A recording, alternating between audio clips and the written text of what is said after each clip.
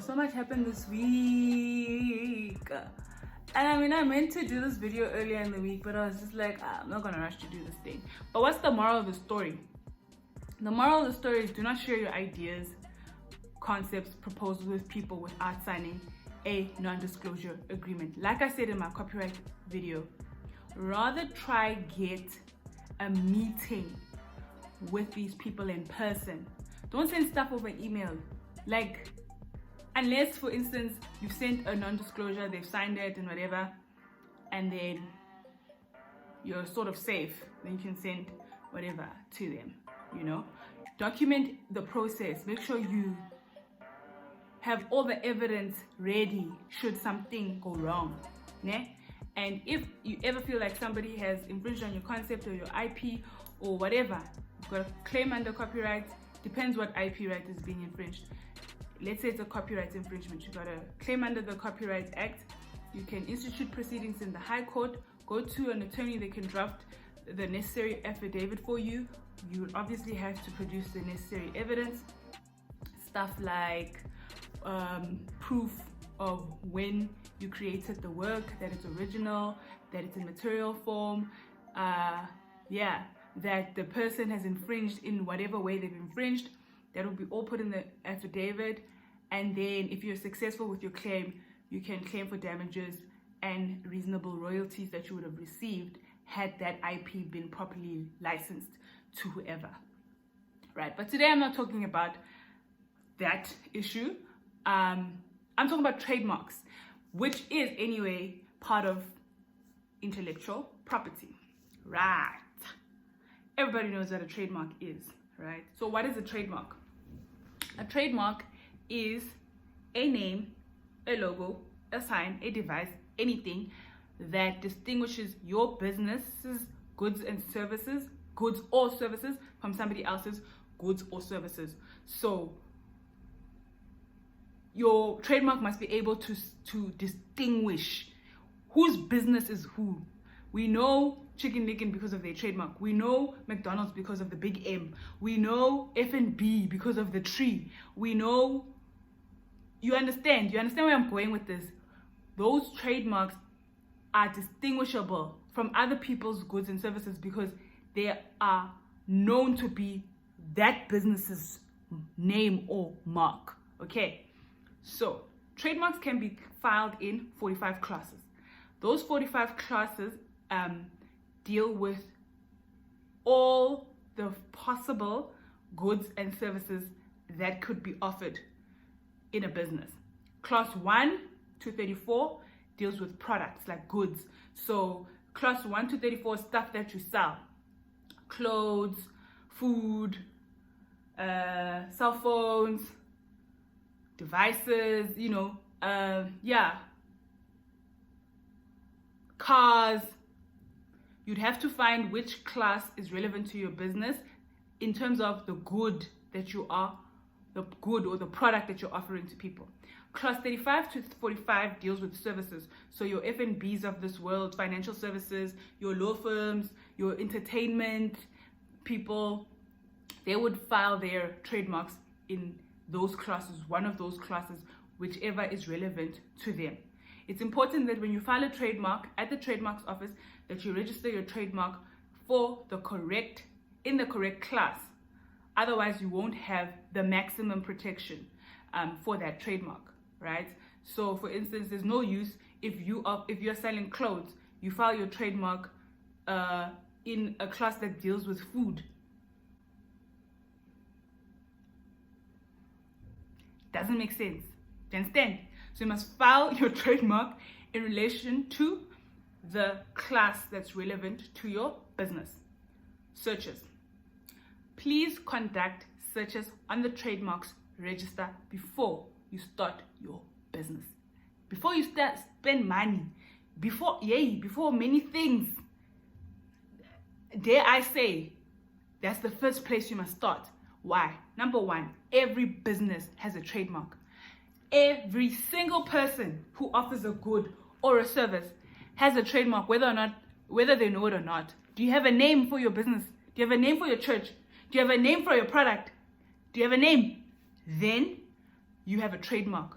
Now, before you go and start spending money on this thing, building your brand, all of this, go to the trademarks office and find out whether or not your mark is available. Because you could be using a mark that already exists.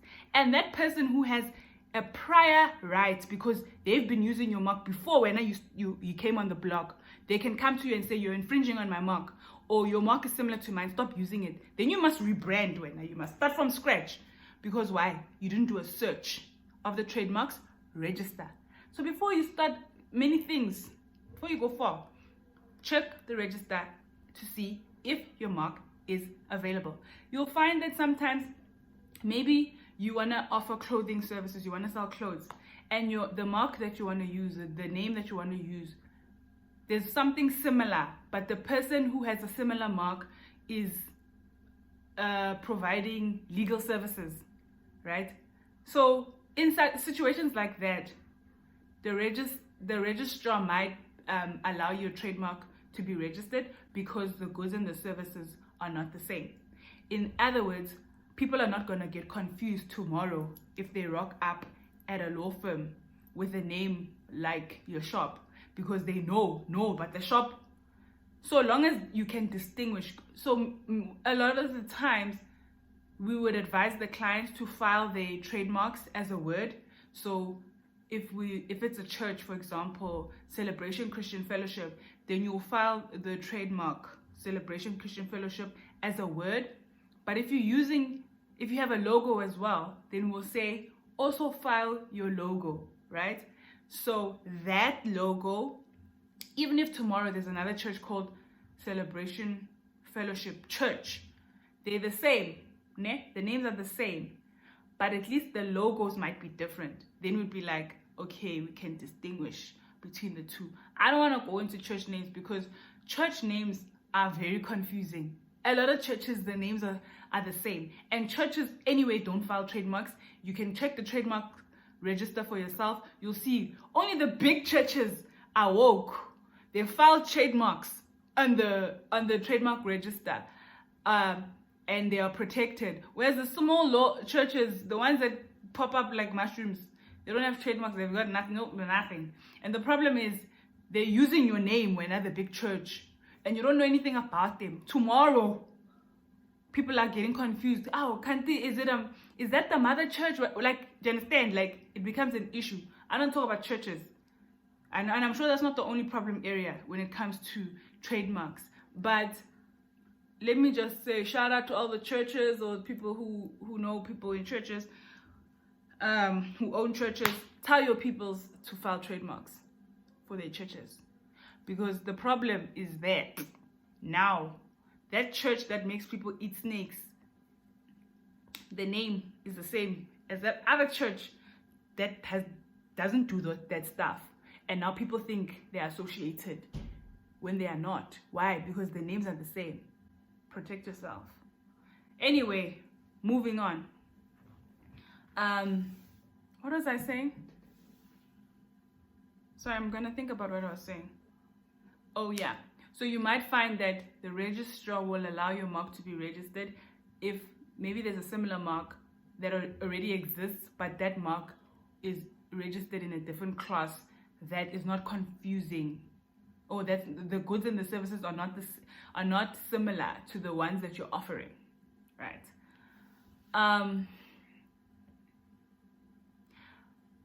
When you come up with a trademark or a logo, be as creative as possible. Come up with something unique, man. Come up with something, innovative, creative. Why? Because you want it to be difficult for somebody.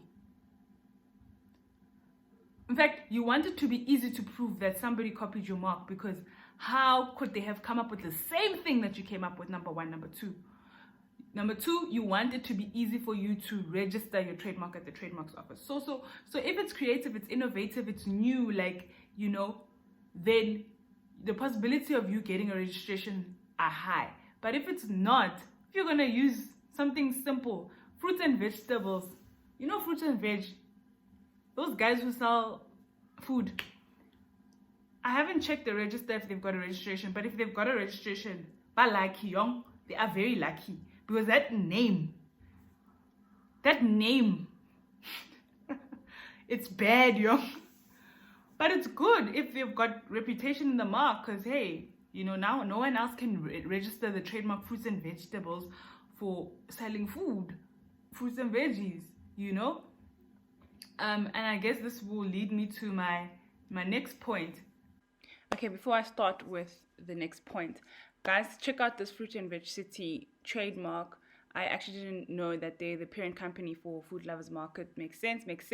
So they've obviously got monopoly over the Fruit and Veg City trademark in relation to the foods that they sell. However, this is actually a really bad trademark because it's descriptive of the goods that they sell. And I'm going to explain this further in my next clip. But be that as it may, they've got protection and they've got monopoly over the use of Fruit and Veg City. You can't register a mark that is descriptive of the goods or the services that you offer. So for instance, if I sell clothes, I can't register a mark called Clothing 101. Oh, do you know why? Because the registration gives you the monopoly to use the mark, and you alone. So that means if I get a registration called Clothing 101, tomorrow if somebody wants to register the mark Clothing 201, the register is going to be like, no, because there's already something called Clothing 101, and that person's got the right. How can I have the right to use the name clothing for clothes when there are so many companies that offer clothes? Do you understand? So you can't register a mark that's descriptive of the goods and services that you offer. Another example, if you sell, this is like the easiest way to describe this particular point. Apple sells cell phones, they sell devices, they sell laptops, they sell iPads, all of these things, right? But Apple is actually such a simple name. It's like banana. Imagine I registered banana for shoes, for example, right? It's such a simple name. But the nice thing is that it does not describe the goods that I'm offering you. But Apple could never register Apple for selling fruits and vegetables. They can't, because people who sell fruits and vegetables will be selling Apple. Now you've got a mark called Apple, like people are going to get confused. Do you understand why you can't register a mark that is descriptive of the goods and services that you offer? So be creative. Think out of the box. Make it hard for somebody to copy you. Make it easy for the registrar to accept your mark so it can be registered. Once you have a registration certificate, then you can stop anyone, statutorily speaking though, from using your trademark. So tomorrow, when you've registered the mark, Atlahang, no, I don't want to use names because there's actually something in the Trademarks Act that deals with names being registered as trademarks. Let's say we register a mark called bananas for sneakers. Tomorrow, if you register a mark called bananas and pears for sneakers, then I can be like, sorry, I've got a registration called banana. I've got a trademark registration for the trademark banana for sneakers, and you want to use banana and pears. Your name is similar to mine. It's not identical, but it's similar. People are going to get confused. Maybe they'll think we're associated. Maybe they'll think you're an extension of my business when you're not. I've got the prior right. I've registered my trademark. Here's my trademark registration certificate. Stop using the mark. Then they must stop using the mark. Otherwise, their continued use would constitute an infringement of your trademark, and then you can institute actions in the trademarks office for infringement. Okay. Yeah, and that's about all the information that I think I should be giving on trademarks. Anything else, anything more in depth, you obviously have to see an attorney to advise you further on whatever issue that you've got. But highlight the important things. Every business has a trademark. So you should be before you spend time and money, investing in your brand, check if your your name is available. Ooh, yes, this is so important. How could I forget? I'll touch on this thing about the company register and the trademark register, right? Registering your company and registering a trademark take place both at CIPC, right? Go DTI, go sign inside that building there. It all happens in the same building. But for whatever reason, when you register a company name, they don't check whether that name is available on the trademark register. They don't cross-check. So what you find is that, like what I said earlier, is that every company has a trademark, whether they know it or not. If you've got a name for your company, then you should be looking to file a trademark. However, you will find that somebody will register a company name called Banana Pty Limited. This is just an example. However, when they go to the trademarks office and try to register Banana, they can't get a registration. They'll tell them, but Banana already exists. Then they're like, no, but how come I was able to register this company on the company register? It's because they do not cross-check to see what's available on both registers. The company register just checks the company register and says, oh, you can register this company. Trademarks register just checks the trademark register and says, oh, okay, you can register this trademark. Where I think they should be cross-checking to see whether or not, but it will obviously mean more work. So where I'm going with this is that once you've adopted a company name for yourself, and you go and file for a company name at CIPC, try also simultaneously, if you're going to be trading with that trademark, you're going to be offering a good or service, that means you're going to need to file a trademark. Just go see if you can also register that company name as a trademark, or see if it's available for use. Otherwise, I'd say change your company name. But this does not apply to everyone. Some people have like a mother company, or like they will register a company. For instance, I could register a company called Atlahang Holdings Pty Limited, but Atlahang Holdings has a business of selling clothes, and I also sell food, and I also sell whatever else.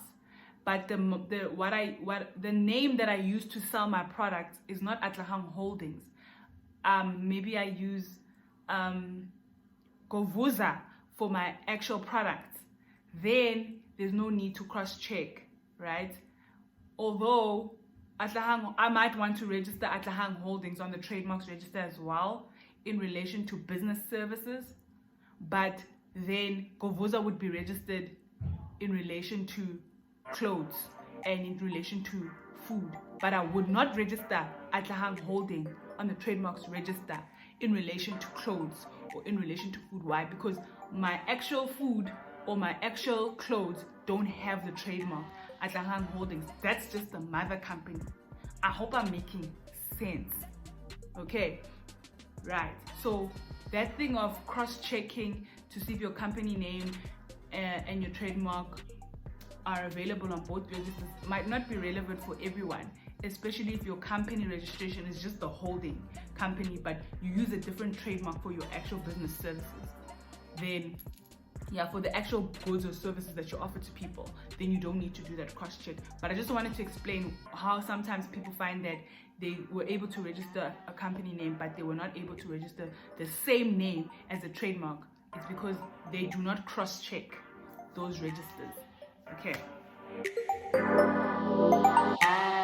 And I think that's it on trademarks from my side, and I hope you learned something. I hope if you've got a business, you're going to do the right thing. You're going to go and do the searches. You're going to stop doing what you're doing immediately and go check if your mark is available before you spend more money on your business. You're going to protect yourself as much as you can to ensure that you are sufficiently covered when it comes to your IP rights. Thanks for watching, guys.